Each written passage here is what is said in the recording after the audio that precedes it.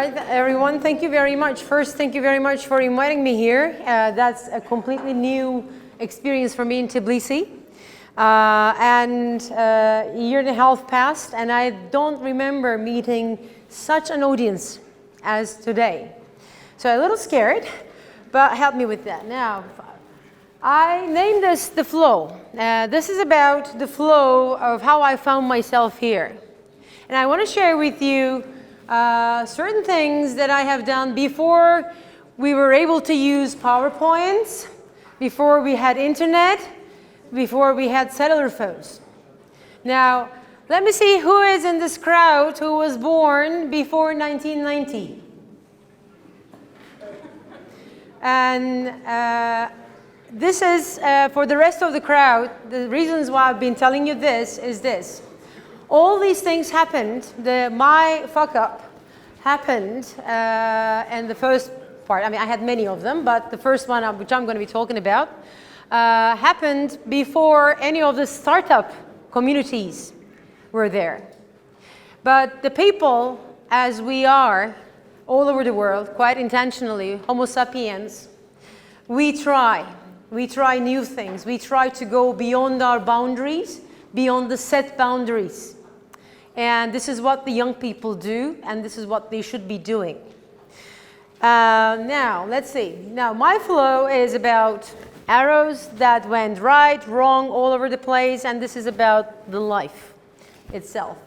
Now, I grew up in south of Turkey, pretty much like Mallorca, by the sea, the seagulls gagging on your nose and all that thing. And then I had one job. I had to get into a good university, finish, get a job, get married, get kids, and be successful. That's the team of my generation. I think they call us, what, X generation or the Y generation? One of it, anyway. So this is the university I ended up. It's called the Bosphorus University, Boğaziçi University. I still argue it is the best university, not because of the view, but because we had a very free-thinking, liberal, and very tolerant and very partying environment. And I had always wanted to be a diplomat since I was 14. Or at those, I thought I wanted to be a diplomat. And then I went into this university. Everybody was studying business administration, finance. Wow. I wanted to have political science, international relations. I ended up in the first 5,000 among 1 million university computers, and I ended up in the department which I wanted. I was successful. I was on the top of the world. So I ended up in this university. This is where I actually stayed, in this building. And it meant like a nice walk through there. And then we had to have classes there. It was very hard. And I was coming from a small city, from the Mediterranean coast, to the big city of Istanbul, which was then about 10 million. And this is what happened. This is when I decided that I want to do more than studying. I want to see the world. I want to try. And I found a job. Again, there were no Google, no job things. You had to go through the newspapers, the small ads. And I found a job from a small ad. And it said, do you want to work for a fashion show? I said, yes, I want to work for a fashion show. So I went to an office in Nişantaşı, a nice neighborhood. I knocked on their door and I said, I want to work with you, and I'm from the Boğaziçi University. We're very good, and you want to work with me too. This was the attitude. So the guy said, I'll try. So he employed me. My job was basically answering the phones and looking for sponsors, like events, the fashion shows. And then I started good. I enjoyed, and this was my first organization. You could see this red arrow says Ceren Yazgan, coordination, which means I did everything, including sweeping the floors after the people were gone. But we did the first Supermodel of the World show. And where I felt the big city is accepting me. So I was ready for the big money, fame, models. And when you are a university student, when you have your friends, new friends as models, suddenly you get very popular in school, particularly by boys. And that was a very good world. Now, you could see the psychology there. And then, this is basically what happened for a couple of months, a year and a half. My GPA went down to 125. And of course, in the meantime, I went back to school, part-time study, part-time work. And I was very popular. I was having good time. And I assure you, like 20 Ks lighter. And I wasn't taller, but I looked like it. And it was a good life in Istanbul. So I was really having big dreams, and that was very, very nice. So a friend of mine said, look, you got all these people, you know all these people now, and my father has money, so you think we can do a business together? And I said, yeah, sure, what business? At that time, I'm at the 3rd grade, my GPA is coming like 250, it's like, all right. And I said, sure, let's. So we established a company. And in those times, I'm talking about 1991 in Turkey, establishing a company meant you had to spend a bit of time at the Chamber of Commerce, and then you go to the tax department, and then you go to the municipality, and then you look for an apartment, and then you do the down payment, and then you open the house, and then you start thinking, okay, now what do we do? So we have and then we said, okay, we know people. What do they do? We had these 2 friends, Melis Sökmen, a very good jazz artist, and Ercüment Murat, her partner, and the other jazz artist. So they were doing a, recording. I say tape. Some of you have ever seen a cassette player? Yes. Okay. Now this is a cover of a cassette, and this cassette was produced by me and my friend. Is that I found this on Google today. And I sort of thought, wow, if we put our names there, I could have even shown that. So this was the first production and the last production. Because then we decided to think bigger. There was another friend whose father had a production, sort of a company, films, TV series. He was bringing soap series from Brazil and selling them in Turkey. We didn't have this TV serials in Turkey at that stage. It was either in Spanish or there was the famous American Bold and Beautiful. So it was subtitles, the student work, and this sort of. So he told us that maybe we could work for him and market things. So we agreed. He gave us a trial. We sold certain things, and he said, all right, give me some feedback about my company. So I and my dear friend and partner, we decided that since we are like these Boğaziçi students, high egos, we saw everything, we know everybody, we're successful, we made a tape, and we decided to tell him what we really think. And he said, thank you very much, and he didn't call us back again. So in a couple of months, and by the way, of course, the circumstances. It's not only us. You know your penguin? You don't need the penguin. Sometimes the whole beep, beep, beep, sea falls down, and this is what happened, the Gulf War. When the Gulf War, first Gulf War started, it was Saddam occupying Kuwait, and then we found out in Istanbul everything stopped. The first thing when such things happened in our world, people stopped spending, because we're talking about 1990s Turkey. You have high inflation, big dollarization rate. We used to have dollar, Deutsche Mark, and British pound, and Swiss marks, and all that. And all of us were trained by the age of 17 whether we should be speculating on real estate or we should be going for the hard currency. Anyway, so the market collapsed. Nobody wanted to pay for any this nitty-gritty work. They were going for real work. And we couldn't pay our rent. We couldn't do anything. We actually were indebted to our fathers. And our fathers basically told us, we told you so. And we had to suck it in. So it was over. And then we went back to the original plans. The original plan for me was actually to go around to see if I can get to the Ministry of Foreign Affairs. I went into the Ministry of Foreign Affairs. I went to the exams, I went in there, and here the question is, do you believe in coincidence or do we make our fate? The coincidence, I do believe that it's a bit both. Sometimes you do everything right. Sometimes there's a war. A dictator decides to invade a country, but in the meantime, not only him, it was of course our big mouth and our uncalculated instincts, but it was our boldness. We were good. But then I went into the ministry. My friend completely went somewhere else. She had a completely different life. But I went there and I said, okay, I can't do private sector, obviously. Let me try the government work. And I always wanted to be a diplomat. And by the way, I was intrigued by the fact that how this Gulf War ended up my business. And what's the relationship? So I started working on the issues. They put me in the cultural department. So it wasn't exactly what I was expecting, to be the diplomat and then work on the cultural department. And cultural diplomacy, by the way, was not very popular in the 1990s yet.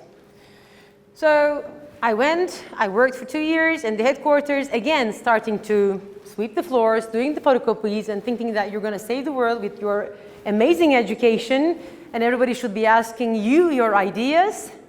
I ended up taking notes, working until 1 o'clock in the morning, and not enough money to go on the taxi by the end of the month, and I didn't want to ask money from my father because I already ripped it off with the business and I was already indebted. And the ministry was paying basically less than what my father gave to me in the university. The government paid very bad. Still does, by the way.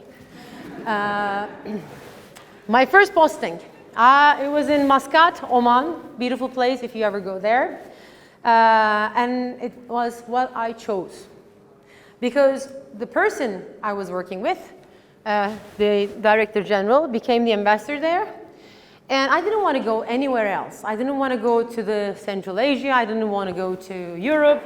I wanted to go where he was. I chose the person. I chose the person because I thought he was going to teach me this job. Because I knew he had the integrity and I knew he had the knowledge, information, the experience, and he had the patience to deal with the arrogant, with the all I know it all personality, and a very free thinker.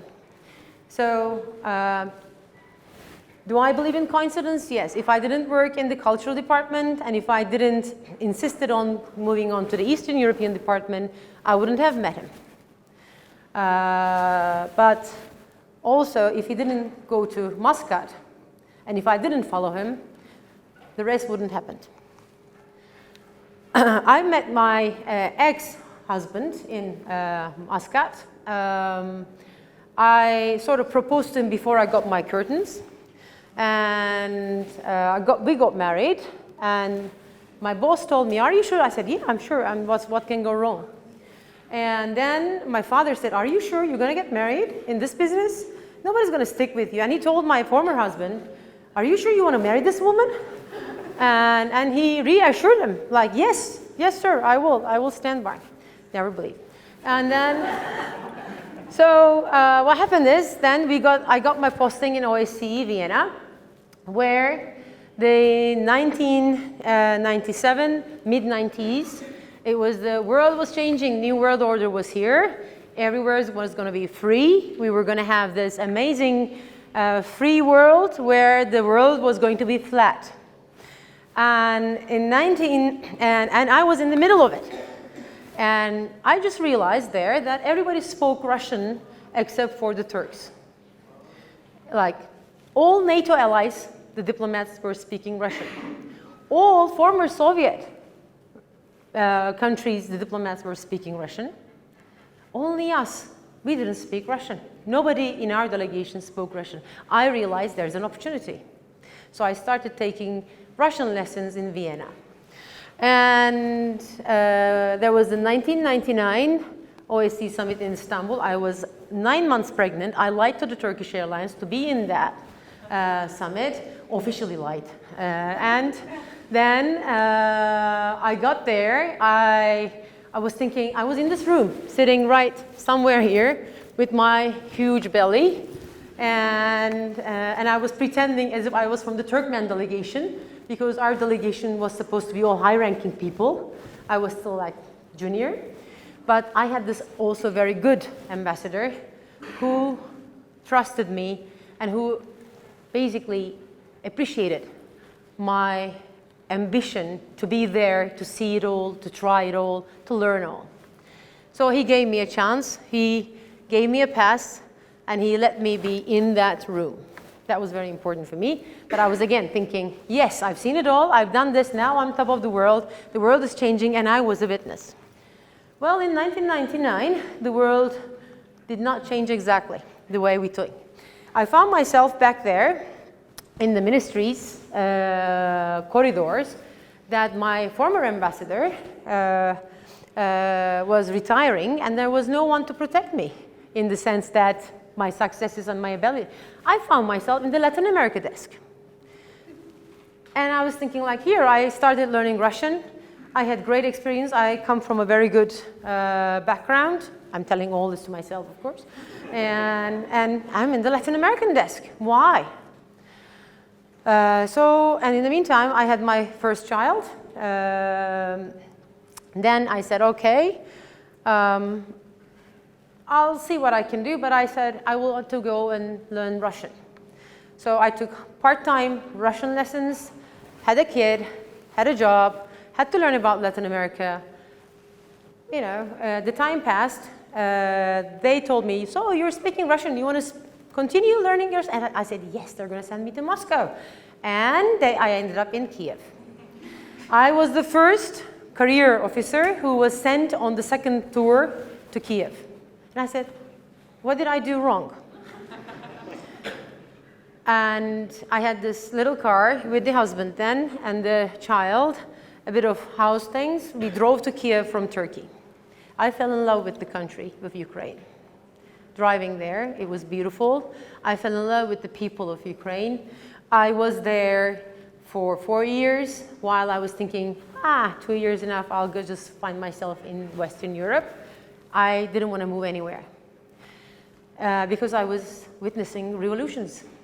I was witnessing Orange Revolution, and I was this time again 8 months pregnant doing election observation. And so Kiev was wonderful. I found myself back in Ankara.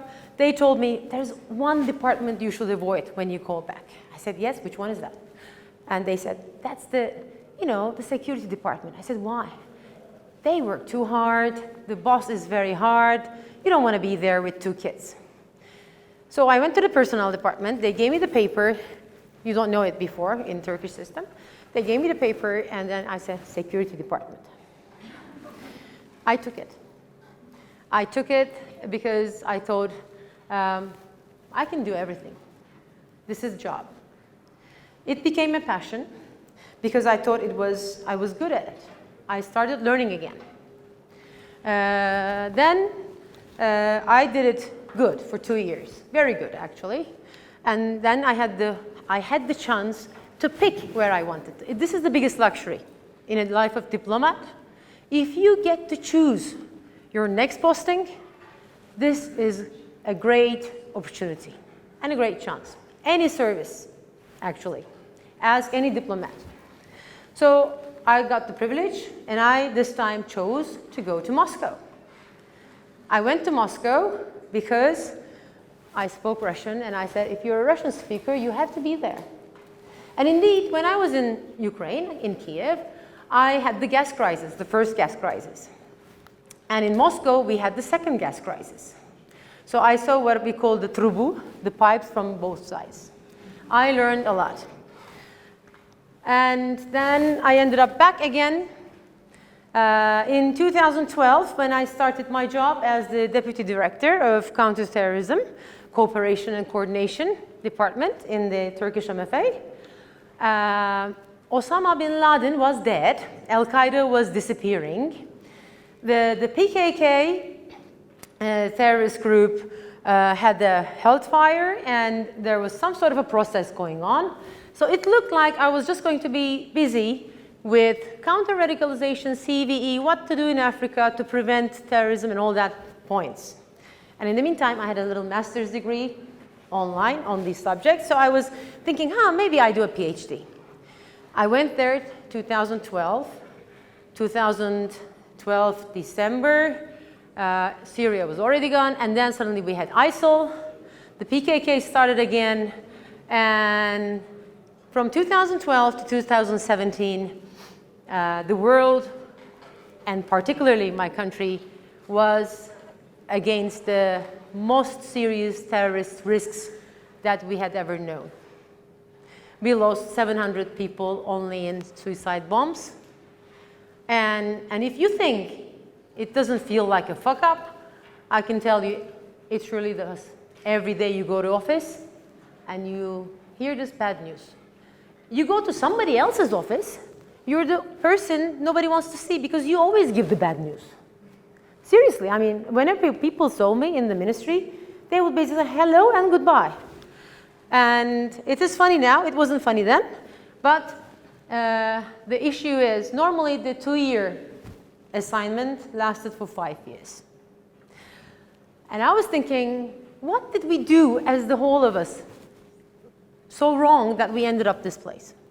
So it's not about your individual, it's also collective. And when you feel that fixed mind that you were talking about, sometimes it's a collective fixed mind. And this is the time when you have to get out of it. I'm telling you, have to get out of it. This normative sentences, usually I don't. But this is important, particularly today, for the next generation of people who will be deciding on behalf of many others. Don't ever despair. The things can go very wrong, not in your personal life, actually. By the way, I had a divorce when I was in Moscow. That's something else. I didn't have time to talk about your piles, Yannick. I didn't even see them. I signed them. I said, I don't want to see anything, just I got to work. And actually, after the husband, I immediately adopted the dog. And is this going to be online? Oh, sorry. How do I go back? Yes. This is the time when I came to Tbilisi. It was after 5 years of enormous stress, an enormous failure, feeling of failure, because the bombs were exploding everywhere. And for me, it didn't matter how much money who made. It didn't matter how many other things. It didn't matter whether anybody had a heartache, problems. No. For me, the thing that mattered was that we collectively couldn't secure. And it was also the 15th of July coup. I was in the ministry in 2016, and I lived through that. And I could tell you that resilience, what Yannick talked about, it starts with you. And then it's like this virus. It goes to the others. The fixed mind, somebody asked, is when you think that there is no exit. There is always an exit. The proof is that I am standing before you here today. I was actually, that day, everybody tells me that I looked radiant. It was because I made it to there. After 26 years of ups and downs, personal, professionally, regionally, globally, I made it. And it was at one stage, everybody was working against me. You know, the feeling? Like everything works against you, yourself included. And then the day when I realized that I made it, I reminded myself. I went back to that day when I remember this day I went into the university. The day I established a company. The day I made it into the ministry. The day I taught here on the top of the world. Clinton is there, Yeltsin is there, Shevardnadze is there, everybody's there, and they're handshaking.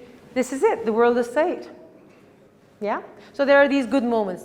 But that day, I didn't think about anything. I said, I made it, and I know it will be difficult. There will be some moments of difficulties, but I know we're going to make it. And this is what I want to say today, particularly today to Georgia. I didn't plan my talk this way, but I think today it calls for that. Georgia is resilient. In this geography, we are all resilient, and we are the living proofs of that. Our ancestors survived wars, occupations, collapses, hunger, God knows what. I mean, there's only thing we joke in Turkey, there's only the alien invasion that is left. And we hope that's going to be in District 51 in Nevada this time. Seriously, not in Caucasia, please. So this is, I want to say to you that resilience is the way. There will be very bad days. There will be bad years. In some days you will see sunshine in those bad years, but you survive. That is the thing. Is it coincidence sometimes? Yes. It's luck? Yes. It's also network. It's a lot of social support.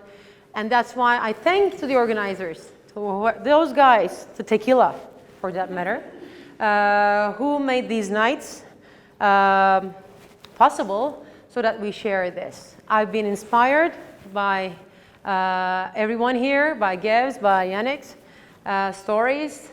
That gives me more inspiration. Maybe I will lose weight. Now that's something. So thank you very much, and this will be mine.